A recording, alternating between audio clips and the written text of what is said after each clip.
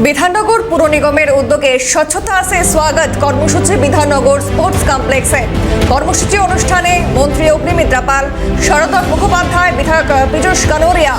20 June পর্যন্ত চলবে স্বচ্ছতা সে স্বাগত কর্মসূচি।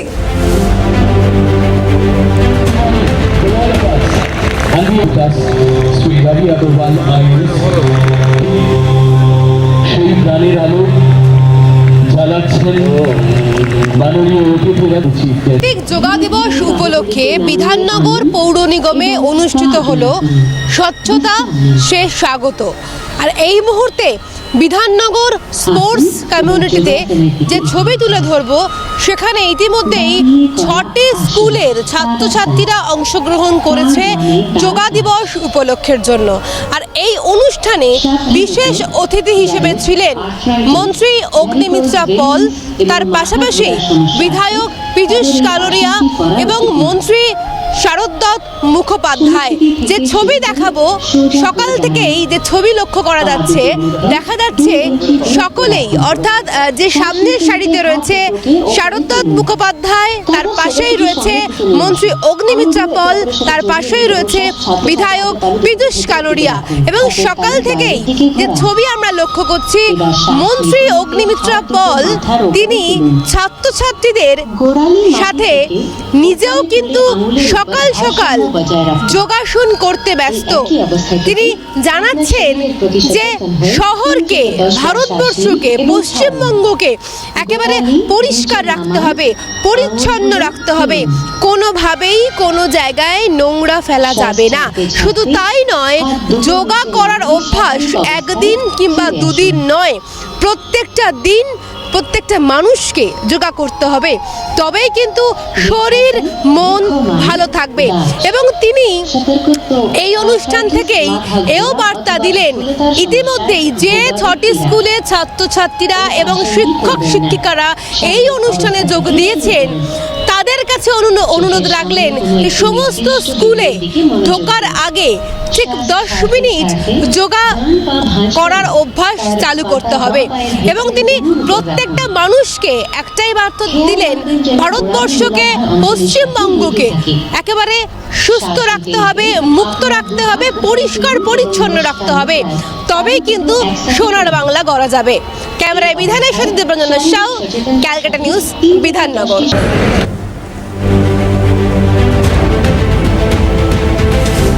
মন্ত্রী অগ্নিমিত্রা পাল এবং শরদত্ত মুখোপাধ্যায় কি জানাচ্ছেন, শুনবো। স্বাস্থ্যের ব্যাপার দেখুন, আজকে মাননীয় প্রধানমন্ত্রী নরেন্দ্র মোদীজি যেভাবে যোগাকে সারা বিশ্বের দরবারে পৌঁছে দিয়েছেন, আজকে যোগ আমাদের ভারতবর্ষ থেকে সৃষ্টি হয়েছে, ভারতবর্ষ তার স্রষ্টা, কিন্তু আজকে সারা পৃথিবীতে হলিউড বলুন, ইন্ডাস্ট্রিয়ালিস্ট বলুন, নিজের স্বাস্থ্য মানসিক এবং শারীরিক সুস্থ থাকার জন্য যোগকে নিচ্ছে, অবলম্বন করছে।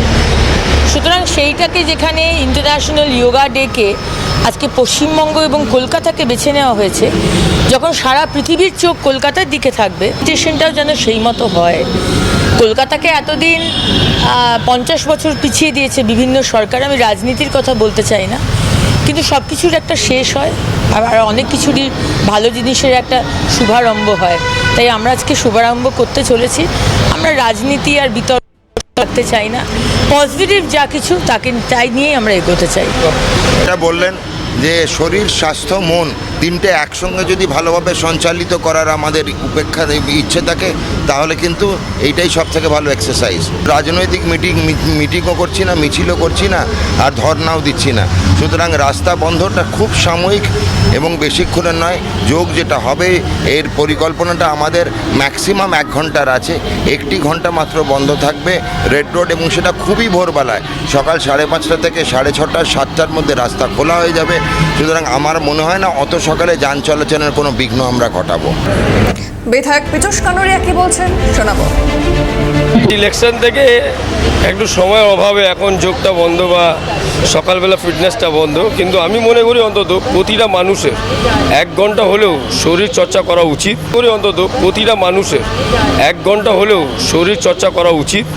আজকের দিনে বাচ্চারা ভুলে যাচ্ছে যে মাঠটা কী জিনিস। প্রতিটা প্যারেন্টসের, প্রতিটা গার্জেন্সের দরকার যে বাচ্চাদের অন্তত এই মাঠটা কি সেটা বোঝানো উচিত, আমি মনে করি।